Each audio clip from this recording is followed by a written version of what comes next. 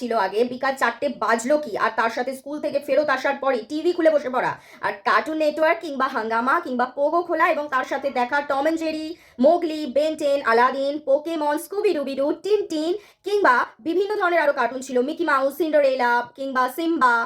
এছাড়া আরো হরেক রকম কার্টুন দেখতাম এবং ভাবতাম যদি পপাইয়ের মতো এত শক্তিশালী হতে পারতাম কত ভালো হতো, পালং শাক খেতাম আর শক্তি বেড়ে যেত। কিংবা টম কি কখনো জেরিকে ধরতে পারবে? স্কুবিডুবিডু সেই স্পাইগিরি অসাম লাগতো। আর অগির কীর্তি কারখানা ও অসাম লাগতো, জাস্ট অসাম লাগতো। এবং এছাড়া রবিবার হলে তো স্পেশালি বেঙ্গলিজদের জন্য থাকতো বাটুল দি গ্রেট, ঠাকুমার ঝুলি, পঞ্চতন্ত্র, নাট বল্টু। বাটুল দি গ্রেটের মতো শক্তিশালী হওয়ার জন্য মা সবসময় বলতো।